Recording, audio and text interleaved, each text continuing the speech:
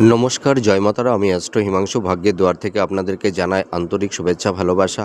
আজ আমি আপনাদের একটি টিপস দেব। আপনাদের হয়তো ছোট যেসব বাচ্চা আছে আপনারা যারা পিতামাতা আছেন, আপনাদের সন্তানরা দেখবেন অনেক সময় তারা ঘুমের ঘরে ভয় পায় বা ভয় পেয়ে কেঁদে ওঠে, ঠিক আছে? বা একা একা কোথাও যেতে মানে অতটা সাহস পায় না, ঠিক আছে? একটু ভূতের ভয় এই ধরনের। তা আমি একটা কথা বলি, যদি আপনাদের বাচ্চারা যদি কোনো ভয় পায় বা কারুর কোনো যদি হাওয়া লাগে, তাহলে আপনারা একটা উপায় করবেন, দেখবেন এইটি করলে ওদের সেই ভয়টা আর থাকবে না, ঠিক আছে? বা যদি কোনো বাচ্চার নজর দেয়, কেউ নজর লাগে, এই এই পদ্ধতিটা করলে দেখবেন নজর লাগা দোষটাও কেটে যাবে। তা আমি সেই উপায়টি আপনাদেরকে বলবো। আপনারা কি করবেন, এই প্রক্রিয়াটি শনিবার অথবা মঙ্গলবারে করতে হবে, ঠিক সন্ধ্যার সময়।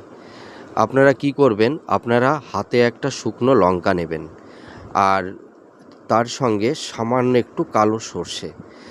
আপনারা কি করবেন, হাতের ভেতরে লঙ্কা আর সামান্য সর্ষেটা মুঠি করে আপনারা কি করবেন, বাচ্চাটাকে পূব দিকে দাঁড় করিয়ে, এটি সন্ধ্যার সময় করতে হবে, আর এটা আপনাদের বাড়ির বাইরে উঠানে, ঠিক আছে?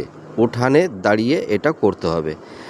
বাচ্চাটাকে পূব দিকে দাঁড় করিয়ে ওর মাথার ওপর দিয়ে আপনি হাত মোটামুটি অ্যান্টি ক্লক, ঠিক আছে?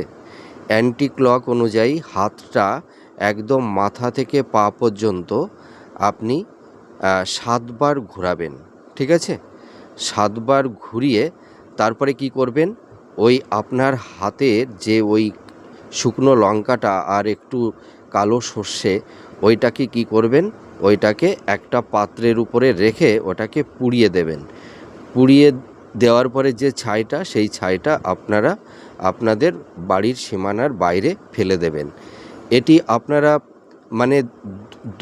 দুটো শনিবার অথবা মঙ্গলবার যদি আপনারা করতে পারেন, দেখবেন আপনাদের সন্তানদের এই নজর লাগা দোষ বা রাতে ঘুমের ঘরে অনেক সময় কেঁদে ওঠে বা ভয় পায়, এই জিনিসটা কিন্তু থাকবে না। আপনারা করেই দেখুন। জয় মাতারা।